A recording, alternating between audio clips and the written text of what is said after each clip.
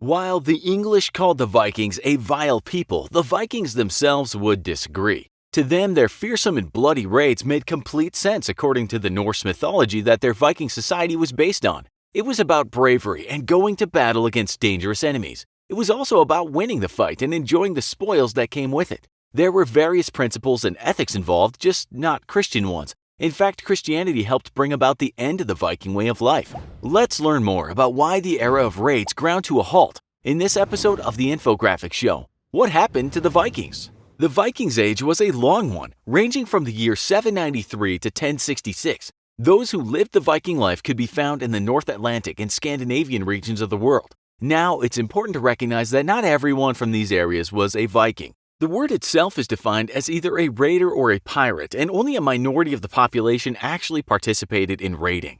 Further, of the ones who did, they would only do so when the timing was right. Before they went raiding, the land of their farms would need to be tended first. In other words, they were farmers before anything else, and a type of businessman second. Raids were what they thought of as an opportunity to make money or gain possessions that could then be used to further their entrepreneurial ambitions. Nothing more and nothing less. Profits could improve their farms or help them maintain their ships. Raiding was also only a pastime of the young. Older men were expected to stay behind and care for their families. It was also understood that while Vikings could raid, they could not steal. To steal was dishonorable, whereas there was much glory in winning a fight. Only upon conquering the enemy was it right to take the valuables they owned. Examples of this belief are found in Old Norse saga from 1240 AD. In this saga, a raiding party is captured but escapes during the night and takes off with the captor's possessions, yet they stop before heading home. What gives them pause is that they believe that what they have done is wrong and a form of thievery. They set about making things right by returning to the home of their captors to kill them all.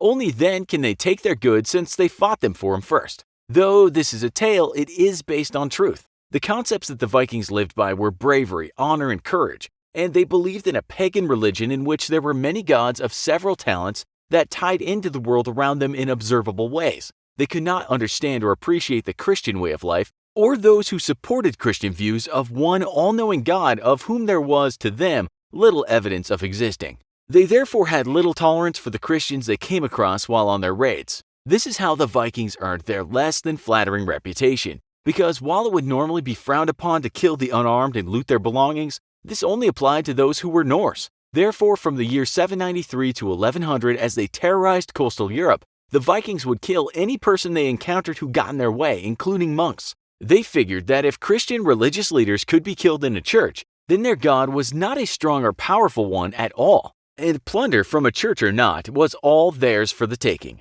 Unfortunately, monasteries were often key targets for the raiders, as they often held a lot of readily available money. Though the Vikings would not just take the silver and gold, they often snatched up anything and everything of value that they could, including things such as iron tools, clothing, food, and even people for use as slaves. Now, eventually all of this changed. Many agree that by the year 1066, the raids had pretty much stopped. This was due to many reasons. One of these is changes that took place within Norse society. Previously, many men were free and owned their own land. For these reasons, they had both time and resources to contribute to the raiding effort. However, later on, Norse society no longer had such a wide distribution of wealth. Instead, there were just a few with both land and money. The majority were now much poorer and didn't own the land that they worked. They couldn't afford to leave it to pursue any wayfaring adventures. In addition to this, the coastal lands that they raided could put up a better defense. At first, these areas had been largely free from central control, with only local authority figures in charge.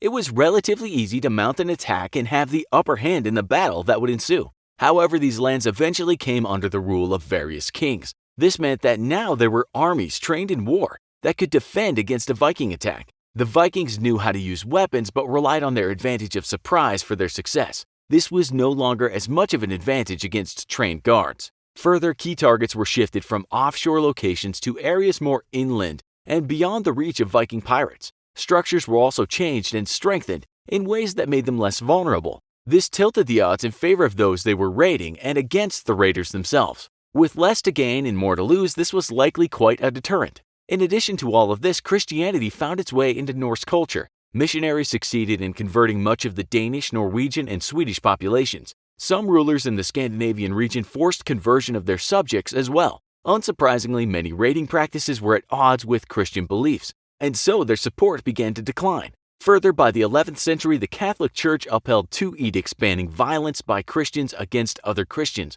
with the threat of excommunication for those who did not obey. Most of those in the surrounding lands had by this time become Christian as well, so fighting them to take their spoils was no longer an option. One of the final events that brought an end to Viking life was the Battle of Stamford Bridge. This began when the last Viking king, who was also the King of Norway, attempted to reconquer English lands. With this goal in mind, he brought 300 ships and 11,000 of his men to England's shores. Only this time, it was the English who launched an attack. King Hardrada died during the conflict when an arrow pierced his throat. This brought a stop to the last significant raid and also ended the age of the Vikings. Now that we've covered the lives of the Vikings from their days of glory to the end, what do you think? Were the English right in calling them a vile people, or were they misunderstood? Let us know in the comments. Also, be sure to check out our other video called "What Was the Life of a Viking Warrior Like?" Thanks for watching, and as always, don't forget to like, share, and subscribe. See you next time.